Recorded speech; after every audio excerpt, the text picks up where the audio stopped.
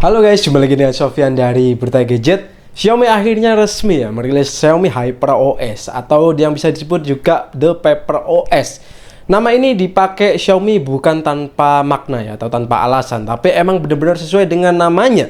Apa aja yang baru dan menarik di HyperOS ini? Langsung aja kita bahas, tapi kita akan opening dulu.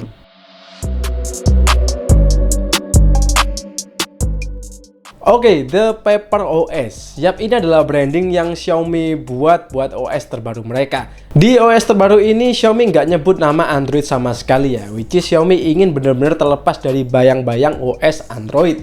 Xiaomi HyperOS sendiri dibuat Xiaomi dari basis operating system Nat X, yang kemudian dikembangkan menjadi framework yang dinamai Xiaomi Vela pada tahun 2020. Yang ditujukan untuk IoT device ya pertama kali, dan dikembangkan lagi menjadi Xiaomi HyperOS di tahun 2023 yang lebih luas ya jangkauannya, jadi nggak cuman IoT aja.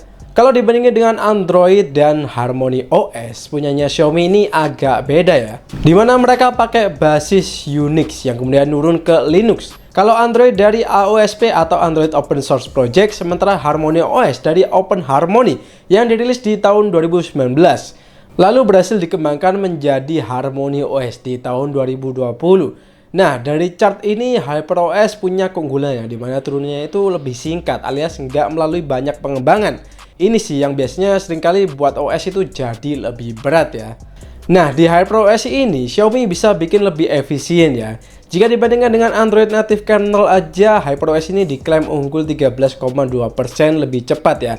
Soal scheduling delay dalam critical task, yang belajar soal operating system pasti tahu lah ya. Intinya ini ngaruh ke penjadwalan CPU. Kemudian critical task max scheduling delay-nya juga lebih cepat 70,3%. Tak cuma itu, Xiaomi HyperOS juga ringan dalam hal performa schedulingnya. Angka-angkanya sebagai berikut ya.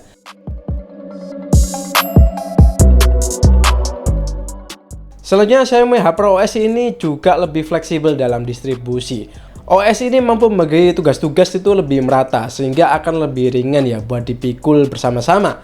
Nah, teori-teori tadi efeknya ada pas kita buka tutup aplikasi. Dalam hal ini, Xiaomi mengklaim kalau startup time mereka itu paling cepat ya di antara yang lain. Membuka 30 aplikasi cuma butuh waktu 64 detik aja, dan angka ini lebih cepat daripada kompetitor.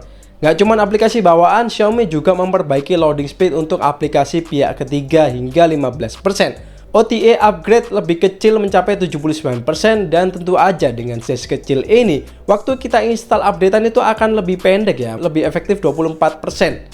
Xiaomi juga memperbaiki kecepatan jaringan mereka lewat OS terbaru ini. Xiaomi mengklaim HyperOS bisa mengurangi gangguan sinyal saat video meeting hingga 42%. Dan ini udah diuji coba ya di kereta cepat Beijing-Shanghai. Kemudian WeChat Video Freeze Time juga berkurang hingga 20%, rata-rata latency game berkurang 39%, dan peak bandwidth-nya ditingkatkan ya untuk penggunaan Wi-Fi lokal atau WLAN. Yang saya suka di Xiaomi HyperOS ini akhirnya ya, size firmware-nya itu udah berkurang drastis jika dibandingkan dengan brand A yang kemungkinan ini adalah Apple. Brand B yang kurang tahu ya, tapi warnanya ini kemungkinan MIUI sendiri. Brand C yang kemungkinan adalah Vivo, dan brand D yang kemungkinan adalah Oppo. Jadi HyperOS ini cuma nempel 8,75 GB aja di ROM HP kita. Nah, fitur favorit saya di HyperOS ini ada di AI-nya yang dinamai Xiaomi HyperMind. Nah, AI di sini bakal mempelajari habit kita ya. Contohnya nih, misal kita sampai rumah, kita sering muter musik pakai smart speaker Xiaomi. Nah, HyperMind ini akan nyatet hal ini. Begitupun saat kita pulang kerja ya, lampu apa aja yang bakal nyala juga akan bisa nyala otomatis pas kita nyampe rumah, dan ini bisa diatur juga jadwalnya. Begitupun misal saat lembur atau jam sekian yang nyala cuma lampu tidur aja juga bisa banget. Hal unik lainnya yang bisa dilakukan HyperMind ini adalah bisa ngatur suhu AC kita yang sedang digunakan sendiri. Jadi meski di setel orang itu 22 derajat, kalau kita udah di sini AC-nya deteksi ada kita, maka bisa di-adjust hingga 26 derajat. Begitupun hal lain seperti bisa mengurangi suara volume TV secara otomatis saat kita menerima telepon. Ini sih praktis banget ya. Selain dari segi experience, HyperOS juga hadir dengan tampilan yang lebih estetik, seperti adanya efek blur dan juga mix color, efek dynamic glass, dan juga visual efek awan yang keren di aplikasi cuaca. HyperOS juga dirancang dengan lebih adaptif ya dan tidak tergantung pada perangkat. HyperOS bisa menyesuaikan tampilan tergantung pada perangkat apa yang sedang digunakannya. Misal tampilan antara smartphone dan juga foldable akan berbeda tentunya. Tak cuman itu, secara multitasking juga lebih mudah untuk foldable ya, dimana tersedia menu window controller yang baru. Xiaomi juga meluncurkan font baru yang dinamai Mi Sans. Font ini akan tersedia dalam banyak bahasa, bahkan Xiaomi mengklaim ada lebih dari 600 bahasa. Dan yang terakhir adalah soal security yang ditingkatkan oleh Xiaomi. Xiaomi HyperOS menggunakan TEE hardware security yang dikembangkan oleh perusahaan sendiri dan diklaim mempunyai level keamanan tertinggi di China. Oh ya, untuk para developer, Xiaomi juga mengundang para developer untuk ikut mengembangkan HyperOS lewat framework Xiaomi Vela yang berbasis NatX dan bersifatnya juga udah open source.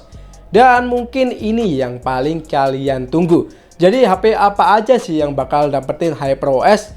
Well, di batch pertama ini selain daripada Xiaomi 14 dan 14 Pro, ada beberapa smartphone yang akan dapetin HyperOS seperti Xiaomi Mix Fold 3, Xiaomi Mix Fold 2, Xiaomi 13 Ultra, Xiaomi 13 Pro, Xiaomi 13, Redmi K60 Ultra, Redmi K60 Pro, Redmi K60, dan juga ada tablet Xiaomi Pad 6 Max 14 inch, Xiaomi Pad 6 Pro, Xiaomi Pad 6. Dan ada juga untuk yang lain seperti televisi Xiaomi TV S Pro 65 Mini LED, Xiaomi TV S Pro 75 Mini LED, dan Xiaomi TV S Pro 85 Mini LED.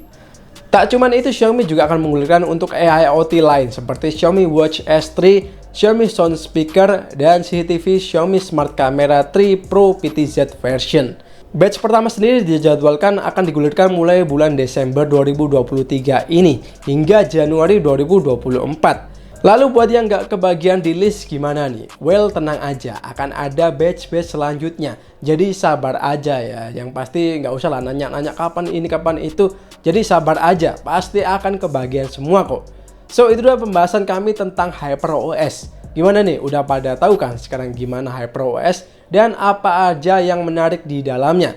Semoga perbaikan ini bisa jadi awal yang baik ya dari Xiaomi. Oke, segitu dulu aja video kali ini. Terima kasih udah nonton sampai habis. Sofyan di sini pamit dan kita bakal jumpa lagi di video selanjutnya.